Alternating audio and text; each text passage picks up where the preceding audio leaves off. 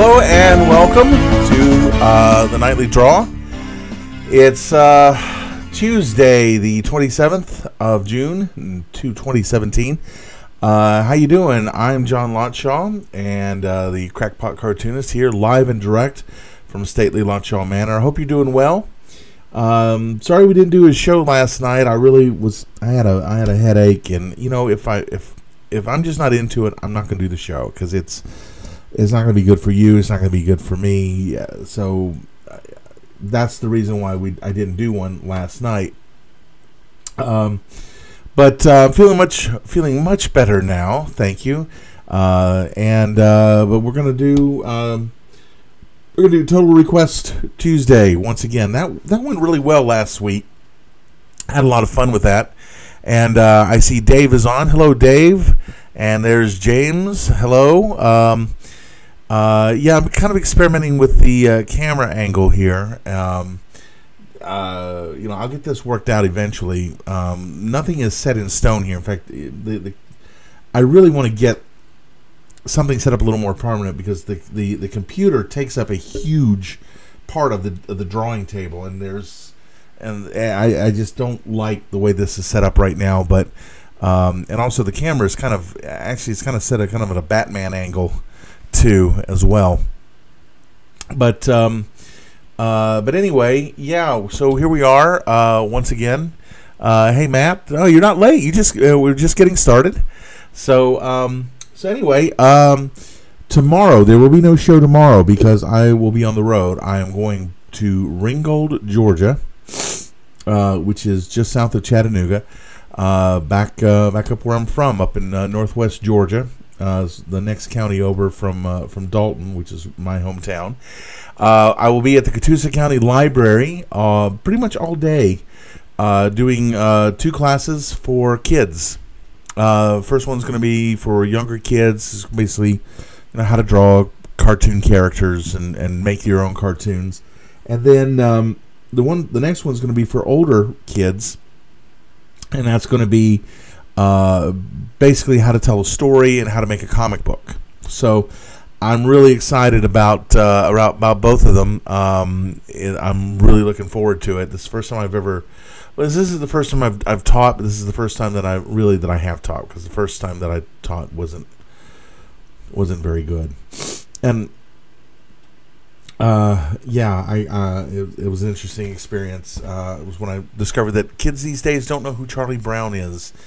Although maybe they do a little bit more now because they've been making more of a push with Peanuts lately with kids books and comic books. And in fact, I know some people who work on the Peanuts comic book and on some of the story books and things like that. And but this was about 10 years ago, and kids didn't know who Charlie Brown was. They didn't know who Snoopy was, and I found that very sad, because that's how I got into it. Hello, Bruce. Glad you could make it. Yes, the great one. Yes. Hello. Good evening, Slim. Oh boy. Yeah. I miss that old fart. I really do. We all do. What Bruce is talking about is the late great Roy Doty, who was he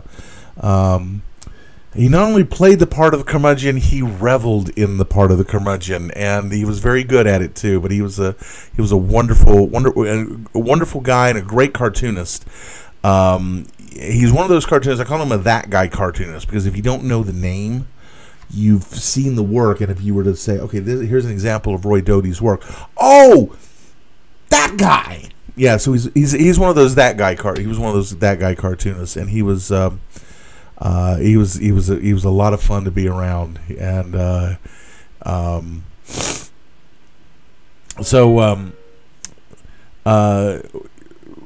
yeah. So anyway, so moving on. Yeah, we got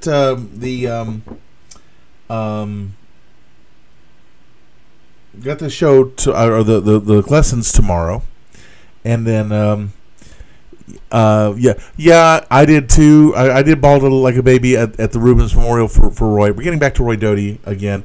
And but I laughed my head off at the business meeting when Mike Peters suggested. Roy Doty was known for always having something to complain about at the business meeting for the National Cartoonist Society, and it got to be kind of a tradition that he would get the last order of business. And the first one the first meeting they had after Roy had passed away. Mike Peters, the Pulitzer Prize winning editorial cartoonist and the creator of Mother Goose and Grimm, got up and eulogized Roy and said, I think we should have in Roy's honor a moment of complaining. At which point, instantaneously, everybody stood up and started shouting complaints, and it lasted for about a minute. And I know Roy was smiling because Roy would have been leading it. But he was a great guy. He had this wonderful, warm sense of humor, as most of the cartoonists that I've ever met have. And he played the part of curmudgeon with a twinkle in his eye, and he was a great guy, and I loved him a lot. I have 4 original pieces of his that he gave me. He gave me because I was working on a project with him that we never got going, to do a digital version of Wordless Workshop. So I have 3 original Wordless Workshops, which was a feature that he did for 60 years in Popular Science Magazine and Family Handyman. I have 3 of those originals. They're gorgeous.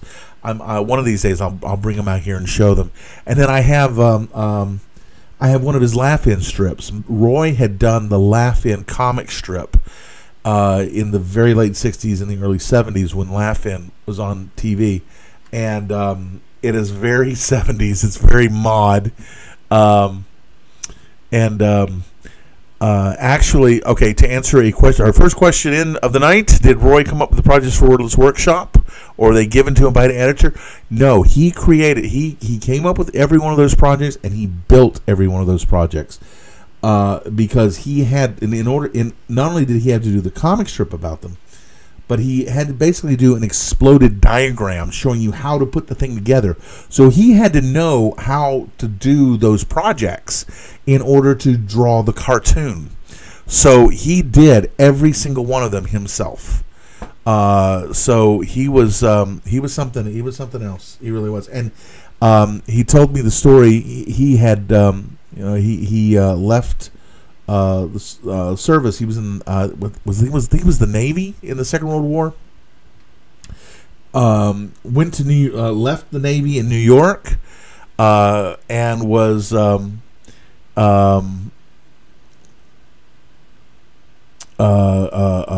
he was started working as a cartoonist, and he worked right up until the day he had to put his pen down, and he was also known for his Christmas cards, beautiful, intricate Christmas cards. Tom Heiches, who I mentioned a lot, and his magazine Hogan's Alley has a selection of those up on HoganMag.com. Go and check those out. It's really an amazing, just beautiful, intricate work. I just jaw dropping. He had a style that's known as Claire Ligney, which means clear line, and it's best known from European comics. Things like Tintin is in the Claire Ligney style. A lot of Franco-Belgian comics, and he picked it up from his experiences in the war. That's right, because it was the army in Paris. Okay, thank you, Bruce. I knew you would know. But that's where he picked it up. He picked it up from the French, and made it his own, and just beautiful work, just gorgeous stuff. And he was fantastic. He really was a fantastic cartoonist and a great person. He also had a show on the Dumont Network. He had a network TV show where he would tell a story and illustrate it on the Dumont Network, not CBS, NBC, ABC, but Dumont. And he was probably one of the last people to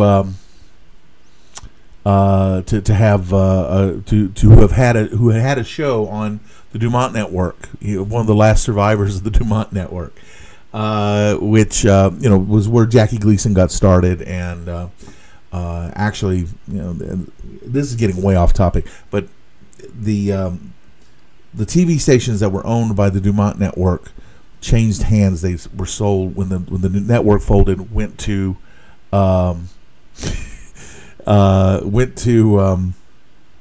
they were sold to a company called Metro Media, who then sold them in the 80s to 20th Century Fox, and they became the core of the Fox network. So the old Dumont Network became the core of the Fox network. But what that has to do with cartooning, I have no idea. Anyway,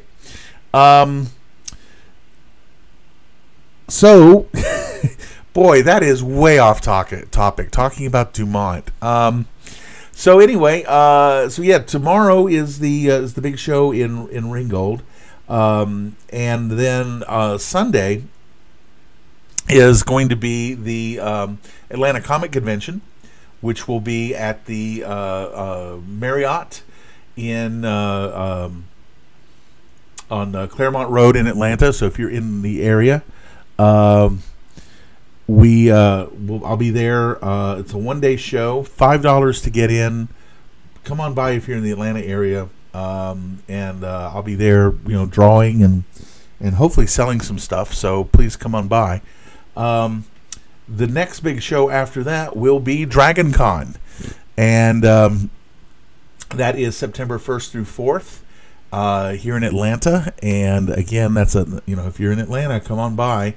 I will be with Bill Holbrook and Tom Heiches of the Eisner Award-winning Tom Heiches of Hogan's Alley magazine, which I had mentioned just a moment ago.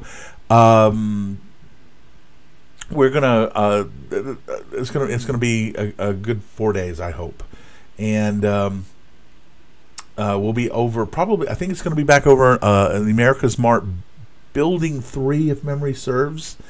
But yeah, so DragonCon, that's going to be the next big show, probably the last show that I do this year. Then there's also the Patreon page, and I still got to get that graphic changed. Anyway, Patreon just had a new patron sign up, which I greatly appreciate. Slowly but surely, but that's where new pages of Accidental Centaurs are going to show up, and that's where all this good stuff will be happening. New pages will be happening there, and they will be there exclusively until that story is complete. So if you want to read it, if you want to read new content, and there's new content going up all the time, you need to be a patron, and it only starts at $5, and every little bit helps. So I do appreciate it if you become a patron, and we'll move on next to the Facebook page. And we do have a question. I'll get back to it in just a second. So I'm going to answer that in just a moment. Let me get through the spiels first here. Got to get them out of the way so we can move on. And the reason why is because what do you want from us? We're evil! Evil! Okay, anyway, the Facebook page, that's where information and news is going to be posted of things that are going to be happening. And, of course, it also goes out to Twitter as well, but that's the main place. There is a Channel Tachyon page, because there's other shows that I'm going to be doing besides just stuff that's connected with Accidental Centaurs. And I'll get into that in just a moment. But if you have not liked that page and followed it, please do so. Like I said, that's the best place to find out what's going to be happening and how things are moving forward. The books are always available at Lulu. There's the Volume 1 and Volume 2, which are the first 3 stories, and the 100-page graphic novel, respectively. Full-color editions. There's also digital editions that are considerably cheaper available there at Lulu, and then there are the adult books as well, if that is the kind of thing that you like. There's Naughty Bits, More Naughty Bits, and Attack of the Naughty Bits, which again, those are also available as digital downloads, and those sales do go to support Accidental Centaurs. So I do appreciate it if you have not bought them. If you do, and if you have bought them, buy them again. No, I'm serious. I'm not serious. I'm kidding. I do appreciate purchases of, because like I said, it does support Accidental Centaurs and keeps all of this fun stuff on the air. Okay, the question that Matt was asking just now was asking about did I base Lenny's comedic style off Robin Williams? Well, sort of.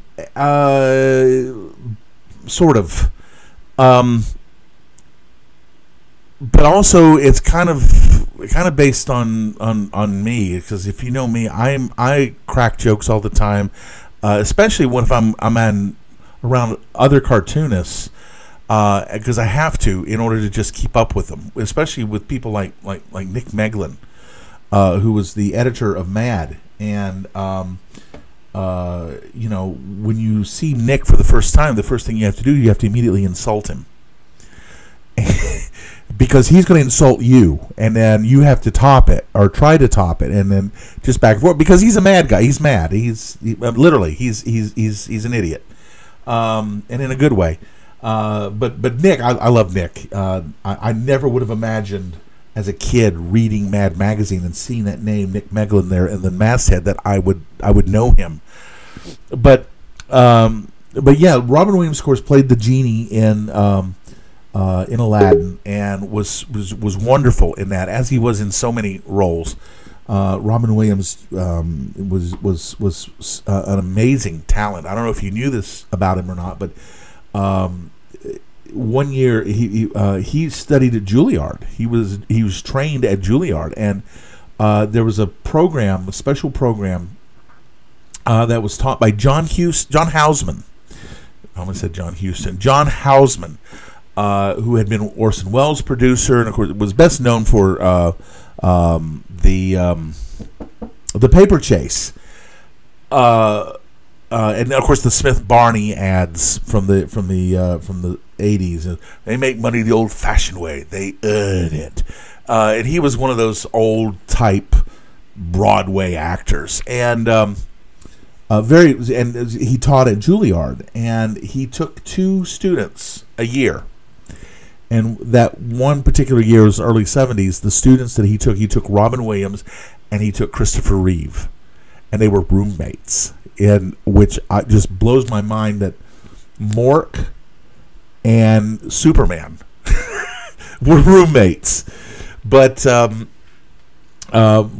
Williams was an amazing performer, an amazing actor, and he was, when I was in college, my roommate had a copy of Reality, What a Concept, the album that he did, which just literally was amazing. It was eye-opening.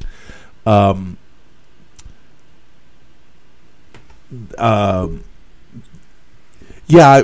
sorry. Seeing that, I remember that story about Robin Williams being kicked out of Juilliard by John Houseman because he didn't think he could teach him anything.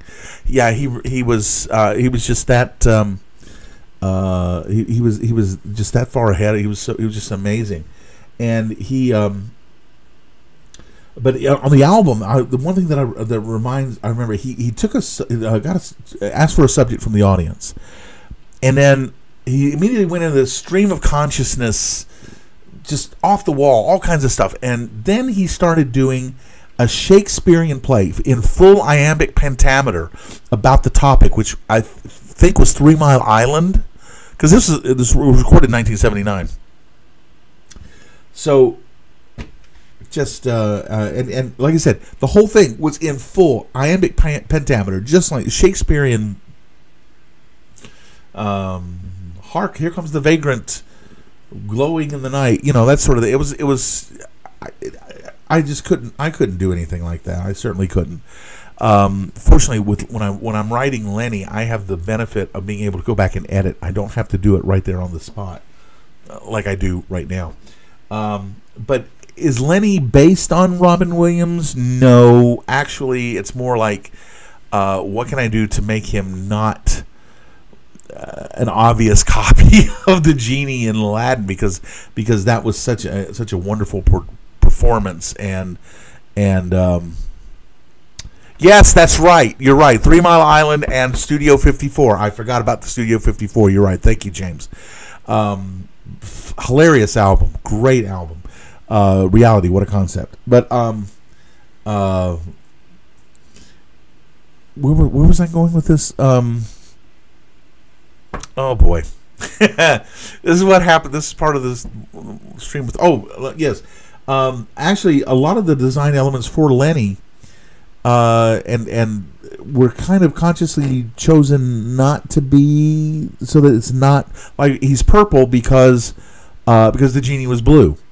And I really wanted blue because I like blue as a color, but doggone it, they already did that. So I had to pick something else that was alien looking, and so that's how he ended up being purple. And but Lenny's and the wisecracking aspect of it, that's just me coming out in the character. Because I that's how I deal with situations. I make jokes about them, and then it goes back to the original concept of Lenny as the Greek chorus. He was supposed to just pop in, make a comment, and then pop out. So, that was helpful. Thanks a lot, Lenny. And the reason why he was named Lenny is because I just thought it was the silliest name possible for a genie. A genie named Lenny.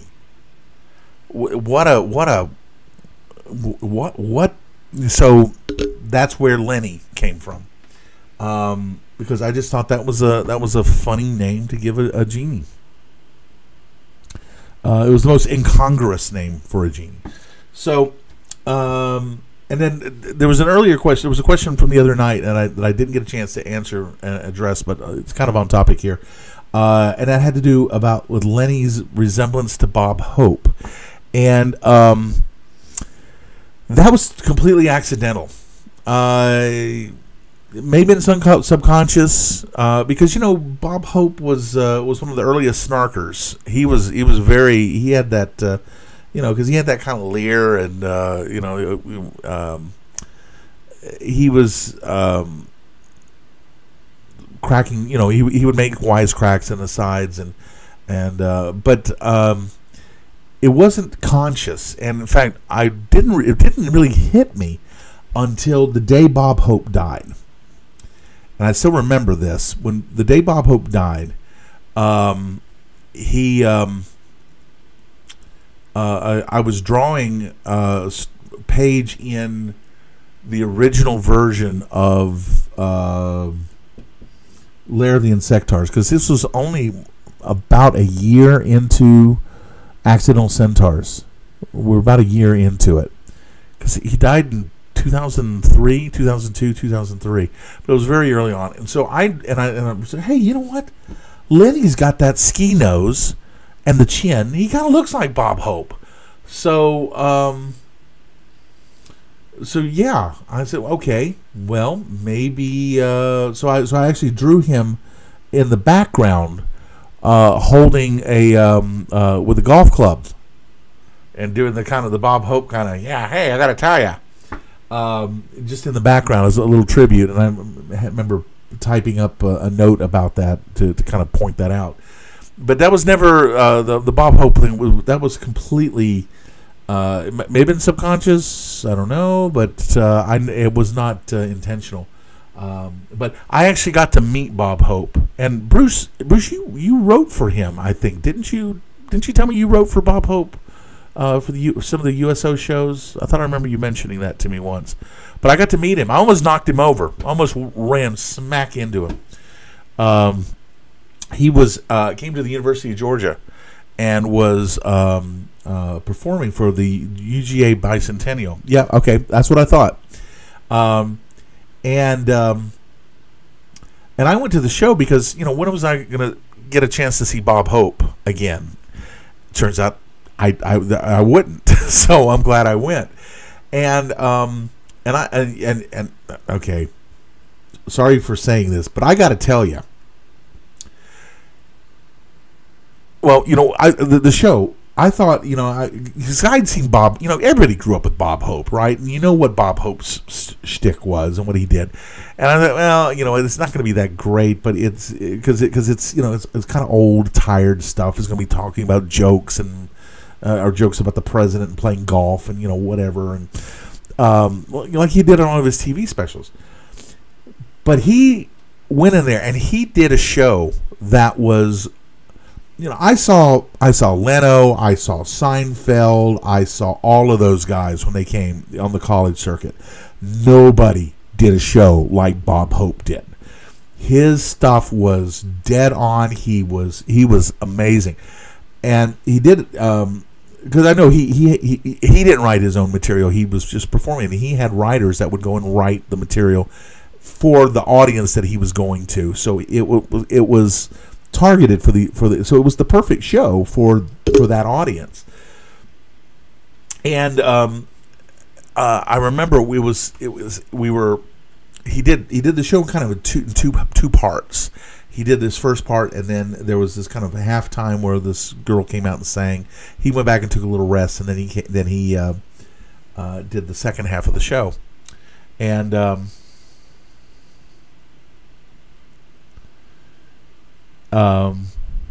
Buddy's a treasure too. I'll talk about some of the great people that I've met in the NCS. I'm sorry, Bruce Higdon was mentioning talking about some of his experiences. Got some amazing experiences, so back to the Bob Hope story, and then I'll start drawing. I promise. Then so halfway through the show, I was there. I was taking pictures for my own personal collection, and of course this was on Film Kids, so I only had 36 exposures, so the rest of my film was back at my seat. So I get up and I'm winding the film back into the camera, and I'm not watching where I'm going, and I almost walk smack into somebody, and it's Bob Hope. And it's, "Oh, I'm sorry, Mr. Hope, I didn't see you." I said, and he said, "Don't worry about it, kid. How you liking the show?" I said, "You're killing. It's great. Everything's dead on. You are killing it."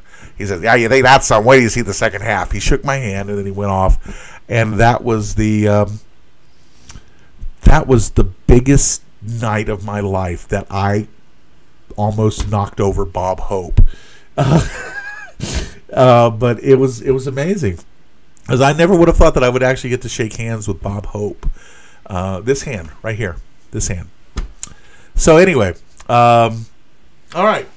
I am going to draw, I promise. And so now this is the point of Total Request Tuesday when I take a request. So what do you want me to draw? As I get set up here, why don't talk among yourselves.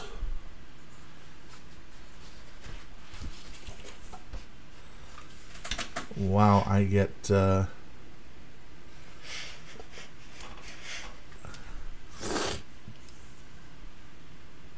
get ready to draw here. I mean, that is called the nightly draw, right? So yeah, Sam James Rouse was talking about a Sam propaganda poster. I would. I do want to do do that, but that's a little more involved, and I need to do some research on that. Hold on a second here. Gonna sneeze.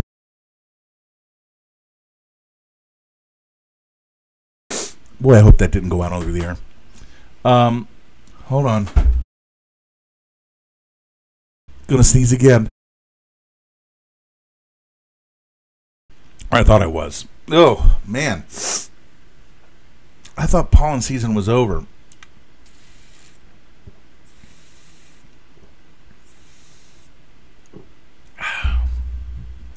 Patty.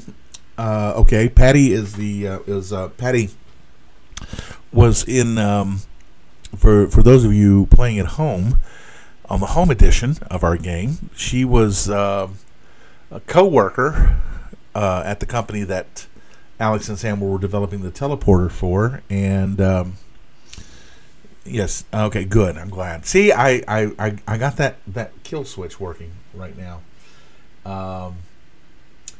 Because if it had gone over the air, I would have been feeling like.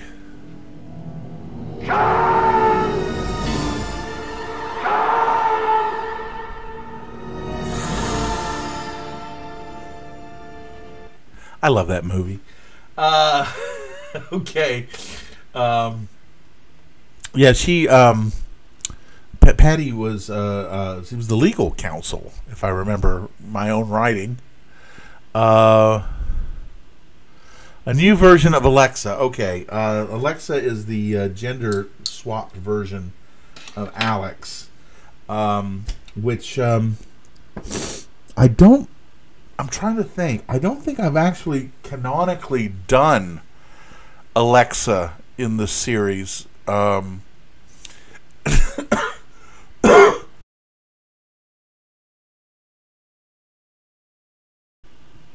Because that's actually...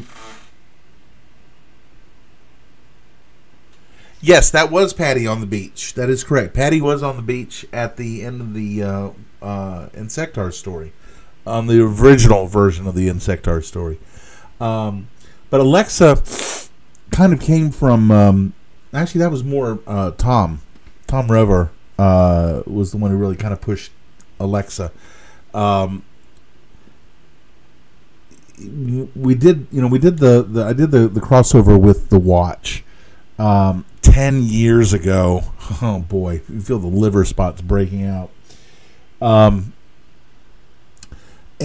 the Watch there's a lot of gender fluidity, shall we say, that happens in that strip. And as a result, Alex kind of got caught up in that a little bit.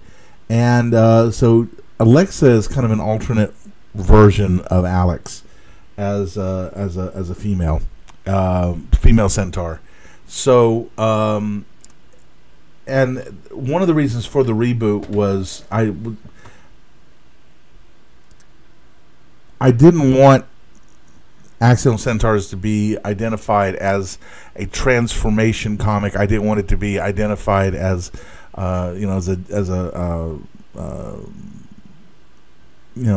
whatever. It was. I wanted it.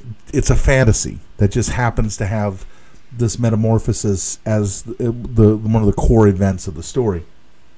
But it's not really about that. It's about finding your place in the world, and so that was one of the reasons for the reboot, and also to correct some flaws with the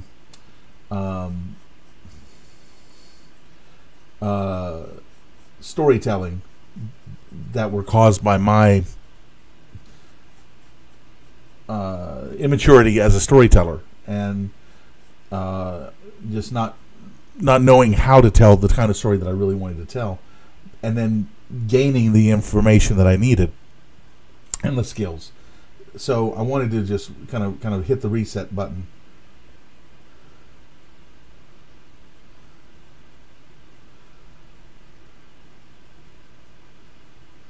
So all right, so we'll do Alexa here.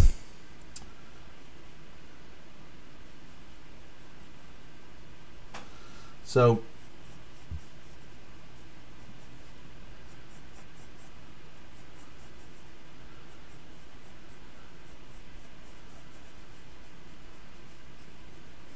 whereas Alex is much larger and muscular. Alexa is a little bit more, actually smaller and more petite compared to Sam.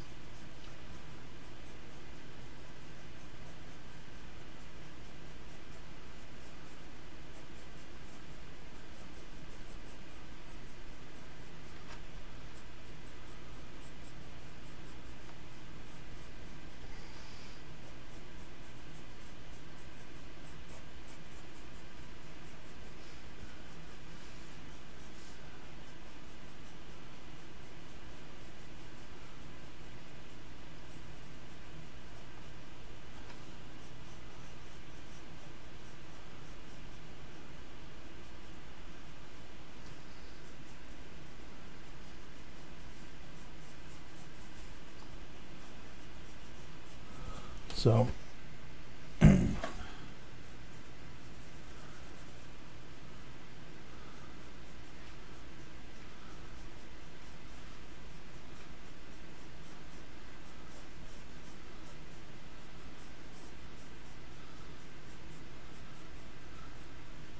if I had known that I was going to struggle for 15 years with the back legs of horses, I never would have done Centaurs. Oh boy, that has been my nemesis for the last 15 years.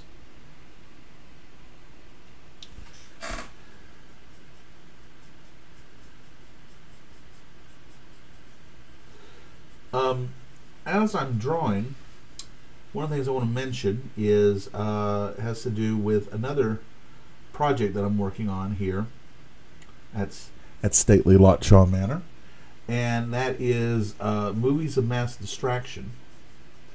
This is going to be another show that will be part of the Channel Tachyon family, and what this is a homage to the old-fashioned horror hosts that every station used to be would have a character that they would dress one of their employees up as, and he would introduce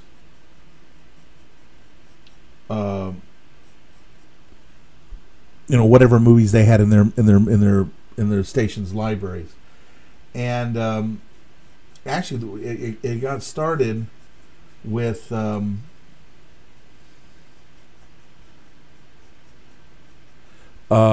Universal sold their TV library, or their horror film library, with the classics, Bela Lugosi as Dracula, and Boris Karloff's Frankenstein. Hold on a second.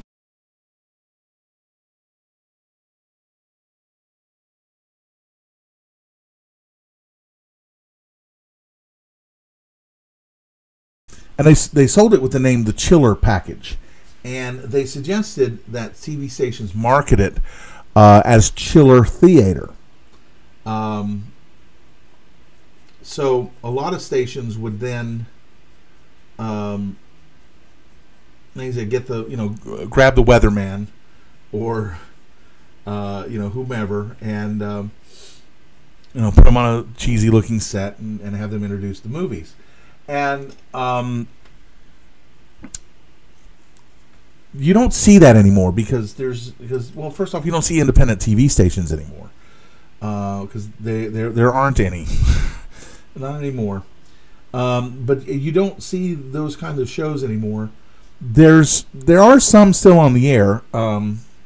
There's out in San Francisco, KOFY.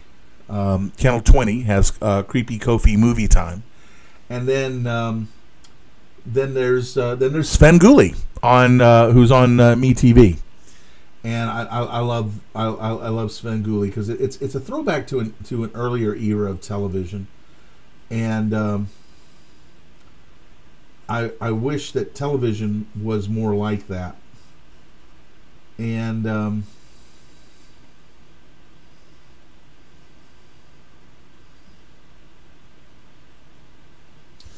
so anyway, Movies and Mass Distraction is going to be basically a show like that.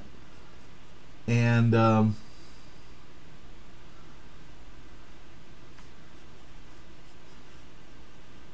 here's the really cool part about it. Okay, I've been playing clips. It stinks. From Mystery Science Theater. I love Mystery Science Theater. And I'm very happy to see it back. I did like what they had done with Mystery Science Theater.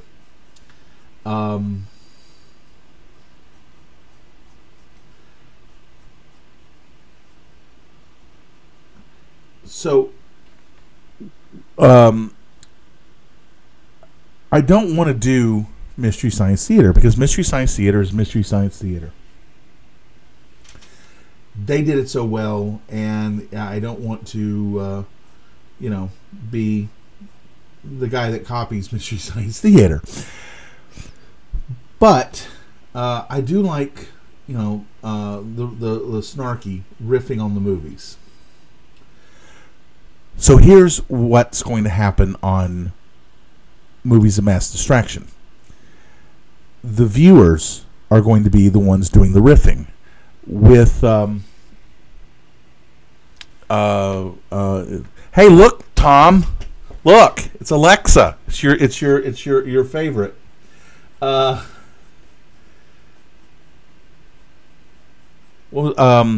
So Movies of Mass Distraction, the people, if you're watching it, you'll be able to riff on the show and do it through Twitter, and by using a hashtag that I'll set up for this, the tweets will appear on screen as part of the show.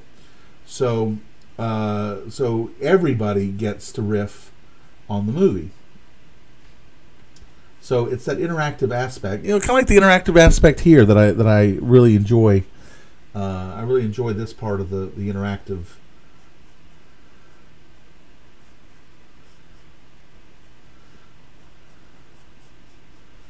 So anyway, I've been I was kind of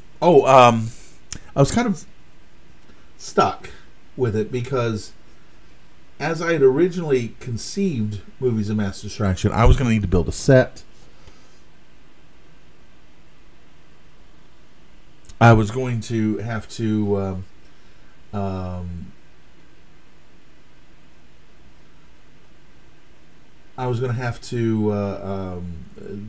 was just a lot of pre-production work, and I just really didn't have the resources to do them at this point, namely money.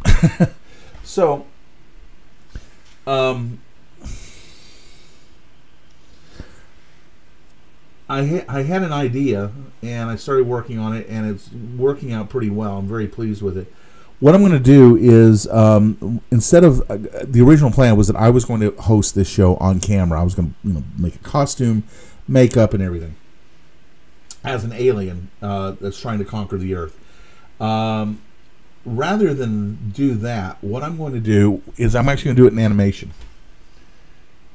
How could I forget Elvira? Cassandra Peterson.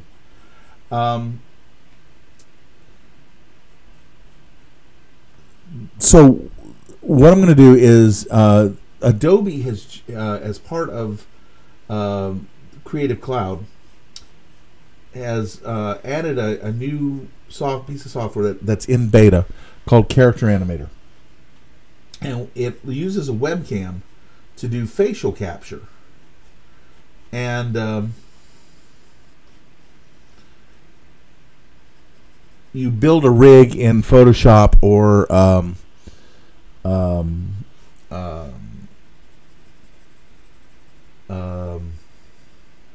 Illustrator, and bring it into this, and then you can animate it in real time with doing the facial capture. So I'm going to I'm going to do that character that way, just to get the show going, just to get it off the ground.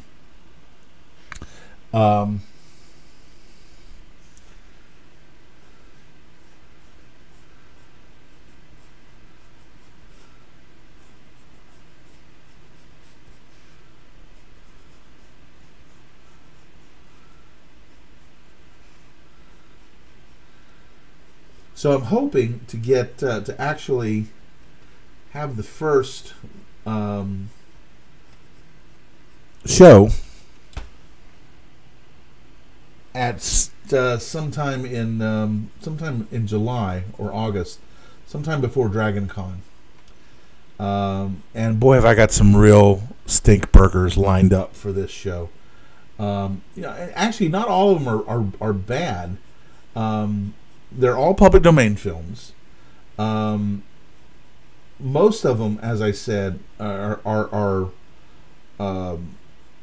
well, as the theme song, which was written by Tom Smith, world famous filker Tom Smith, who did the Accidental Centaurs theme about 10 years ago. As the song says, these movies will make your eyeballs bleed, and boy, howdy, some of them were just awful, just really awful. But some of them are not so bad. One of the movies I'm going to do is Carnival of Souls, which is an interesting little horror film. And then, but then, of course, Plan 9, of course, is going to be in there. I'm debating whether or not to do Manos, Hands of Fate. Well, the problem, I would love to put Uwe Boll in there because his movies are just so dreadful. The problem is they're under copyright. Internet Movie Archive has got a lot of movies that are available for this sort of treatment. And so that's where I'm getting my movies from. All right, so there's Alexa. Ta-da!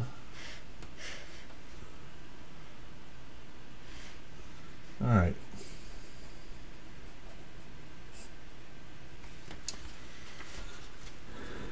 All right, we got time to do another request.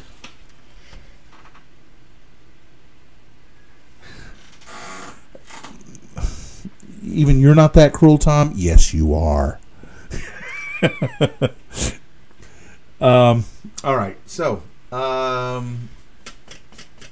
time to do another request, so we'll sit here and wait for the latency to catch up. But yeah, I've always liked I always liked those kinds of those local shows. That's what I got interested in television to do in the first place. Kid shows and local shows, and television was just a lot more fun back there. Television's not any fun anymore. It's I was watching Jeopardy tonight, and there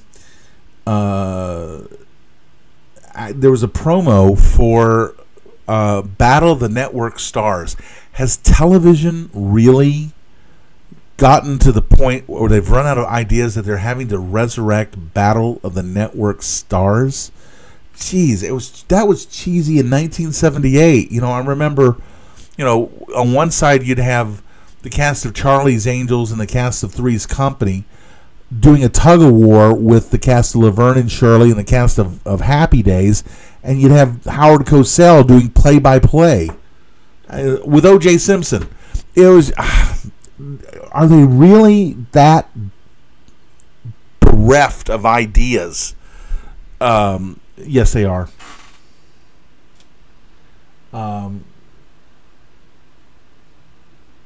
yeah, they did bring back the Gong Show, didn't they? Yeah. Was Shatner was one of the team leaders on one of those episodes. That's right, yeah. Patty Centaur. Gee, you wouldn't happen to know anything about that, would you, James? Patty's a centaur? Oh, well. Yeah, I heard they are bringing back Roseanne, which kind of doesn't make sense because wasn't the final episode she kind of revealed that the whole last season of it was she made it up? She was writing a book, and that John Goodman's character had really died, and they're going to bring him back for this. I don't know. Yeah, Roseanne wakes up one morning and Bobby Ewing's in the shower. Oh, I don't even want to think about that. Okay. All right, Patty as a centaur. Okay.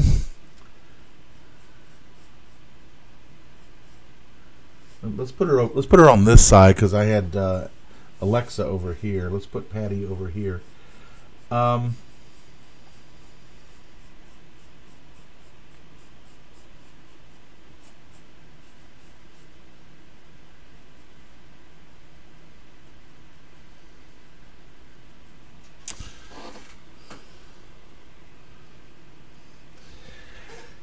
Yeah.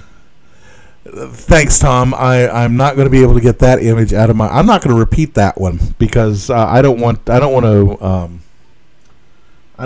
horrify generations to come because this is going to be immortalized on YouTube, and I don't want to.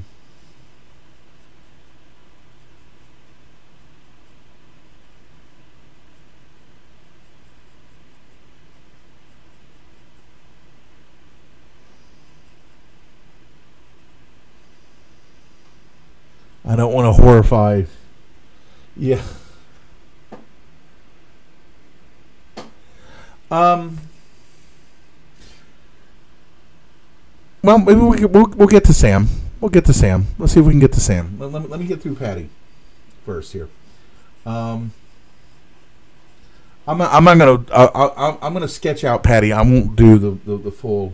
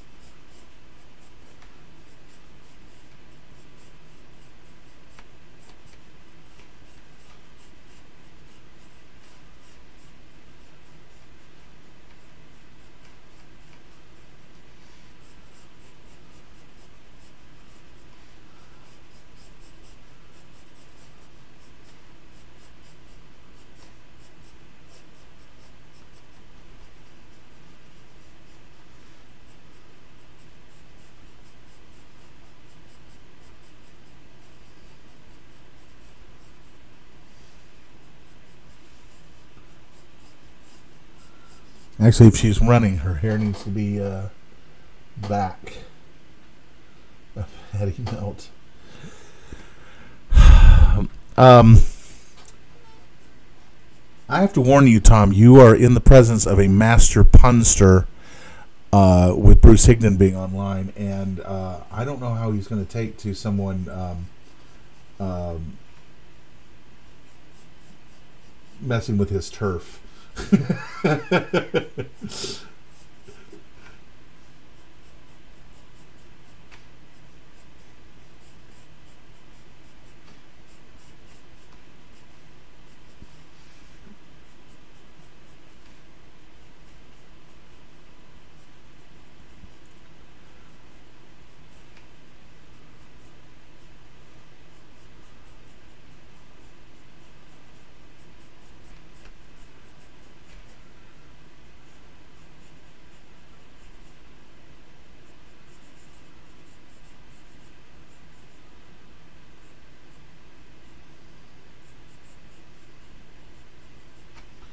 Okay, I don't know if you can see that very well, but it's a very rough patty, and you know what? Maybe I'll rough this out. I got this roughed out, and maybe what I'll do is I will finish this, and also I'll rough out Sam, and then maybe next show, which will be Thursday, I'll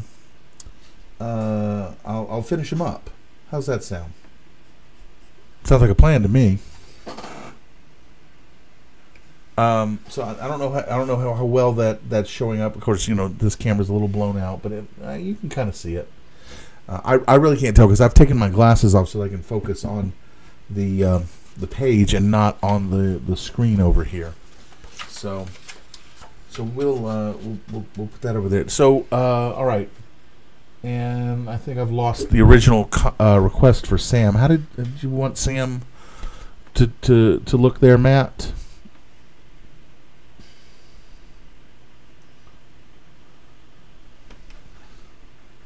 So,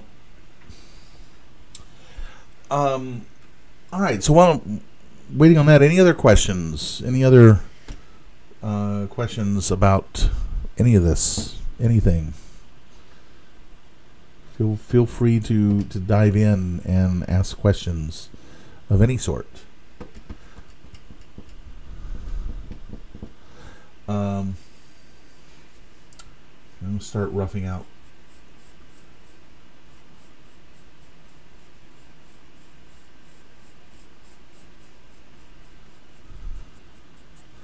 Yeah, I haven't done anything with Copics live.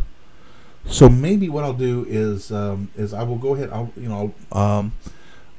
do Copics on these three. I'll get these three prepped, and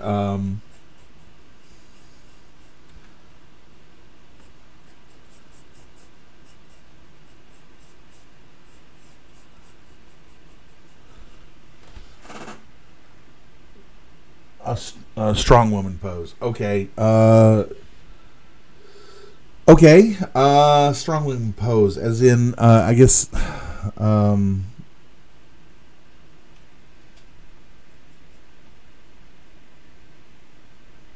guess, like flexing, I guess, flexing her.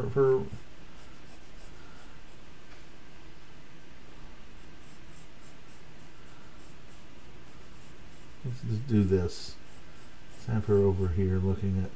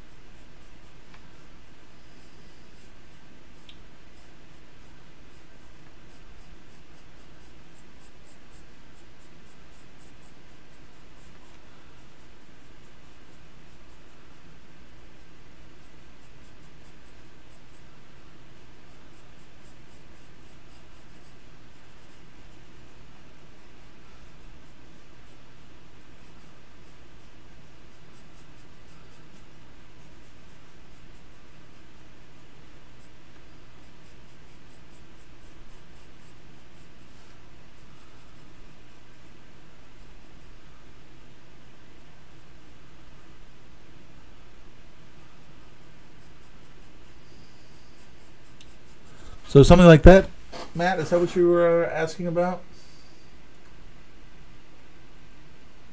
Okay, two quick questions. How do I figure out the proportions between human and centaur halves so that your centaurs were realistic? I'll come back to that because the easier question to answer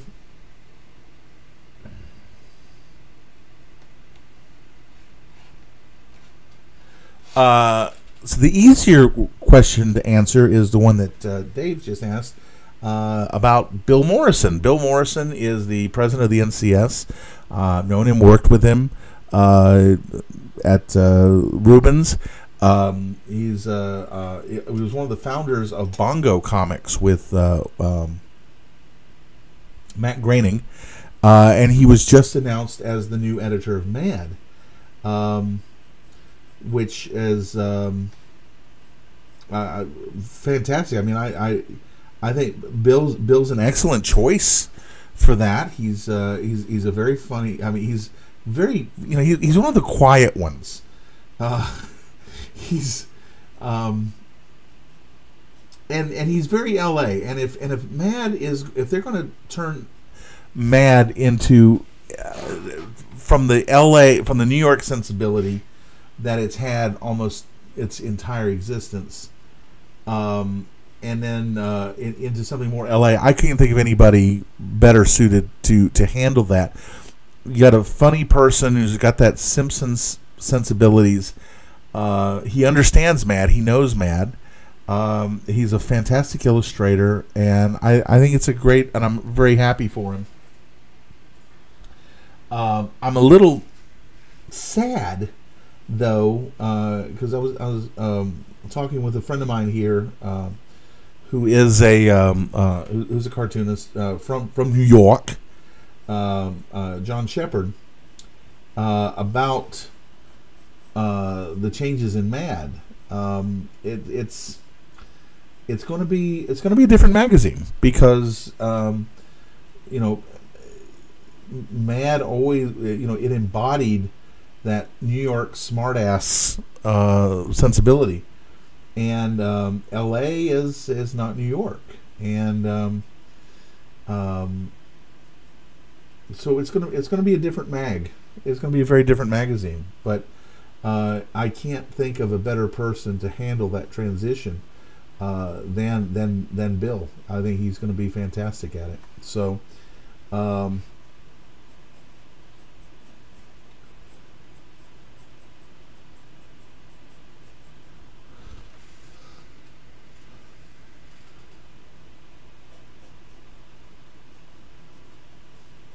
Okay, so about the proportions.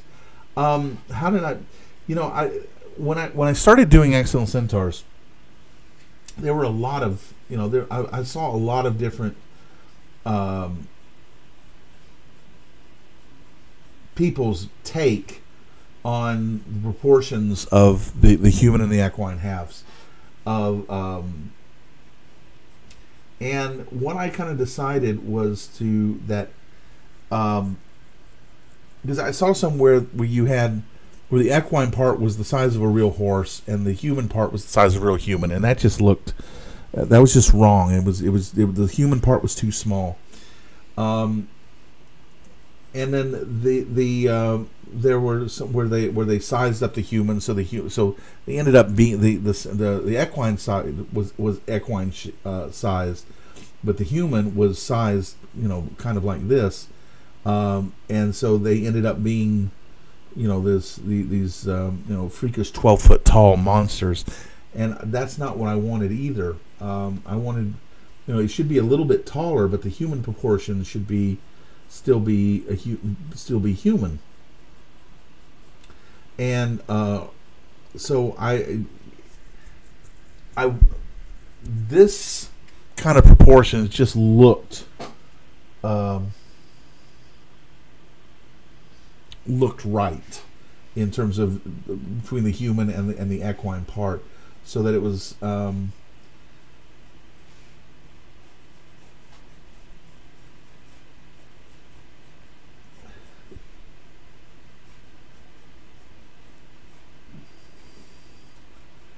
so it was just a matter of eyeballing it, and then backtracking so that this height would be for Sam. I think I established her height is 6 feet 8 inches tall, which would be taller than a normal human, but in terms of proportion wise, it was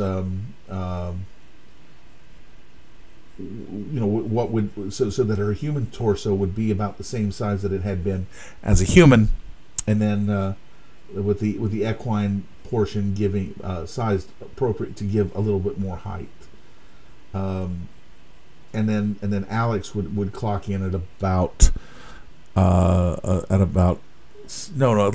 was about 6'6", and Alex came in about 6'9" or 6'10", somewhere around in there. So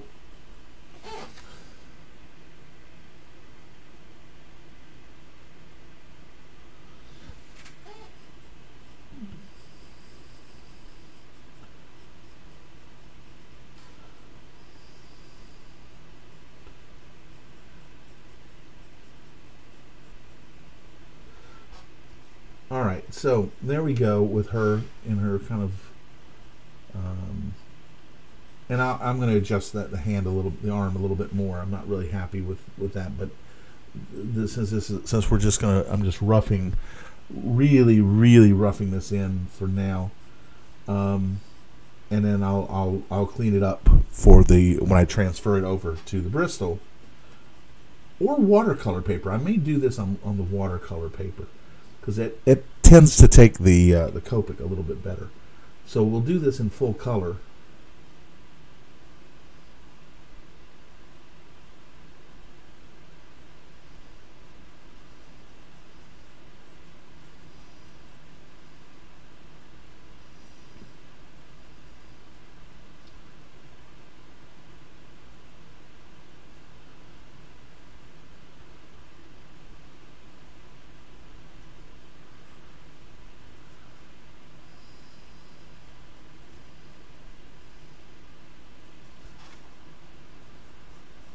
And I may, when I do this, I may elongate her neck just a little bit more, move the head up just a little bit, because she has no neck.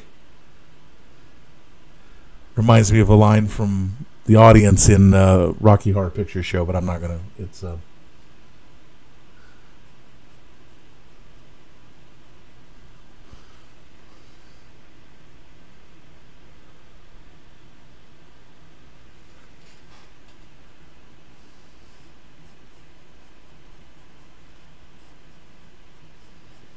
got to put Sam's belt in here.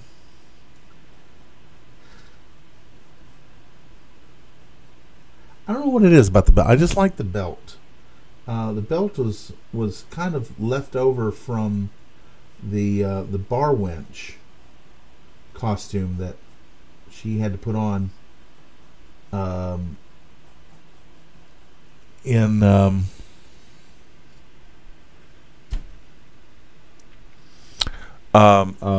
dictating the course.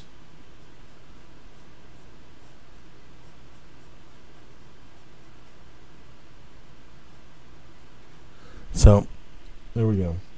Yeah, the Rocky Horror line that I'm thinking of has to do with the criminologist every time he shows up, which was played by Charles Gray, who played Blofeld at one point. So anyway, so Matt, that gives us, for the next one, that gives us three. We've got three ones here. Got Alexa, and which I'll transfer her over to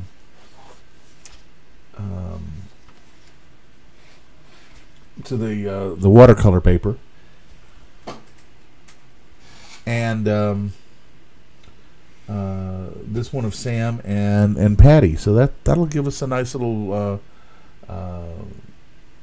batch of material for next time. So that's good. Yeah, that's good. So okay. Oh, look at that. I hate it when that happens. I sharpen a pencil, and it turns out that the lead was broken all along. Yeah, I hate that. I hate it when that happens. I hate it when that happens. Yeah, it's really painful. Oh boy, where that came from? Well, I know where it came from, but where out of my subconscious that came from, I don't know. Okay, so there we go. Total Request Tuesday. Three requests, and we'll get them cleaned up, and they're going to be nice ones for Tuesday. Now, as remember tomorrow, no show tomorrow, because I will be in Ringgold, Georgia, doing the classes with the kids, and so that's tomorrow, and then Sunday is the show at Atlantic Comic Convention. So it's going to be a busy couple of days here, and then I need to get back to this, which I have not done. Oh, I don't want to lose my Nancy cup here. Need to get back onto this, which is I need to get back onto that because those pages need to be done. So we got a lot of stuff coming up in the next few days on the nightly draw. Thank you for joining me. It's been fun. No, really, it has been fun. And I do appreciate you tuning in and participating. And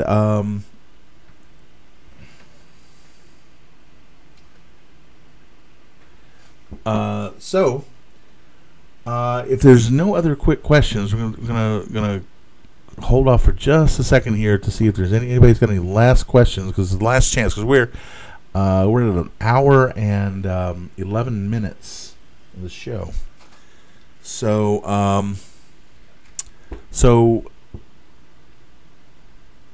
yeah, these are I've really been enjoying this. So yeah, pull my ear here like Carol Burnett. So okay. Yeah, it's 11:12, so it's I know, and I've got a long drive. I gotta get out of here in I gotta wheels up at dark:30 tomorrow morning to head to Ringgold. So thanks again. We'll see you Tuesday night, same bat time, same bat channel, and also, speaking of channels, I think everybody who's on here live is subscribed. But if you're watching and you're not subscribed to the YouTube channel, click the YouTube subscribe button. And it really helps unlock some stuff that will help in the future with helping get the word out about this show and what I'm doing here. So there we go. I guess that's it. Just I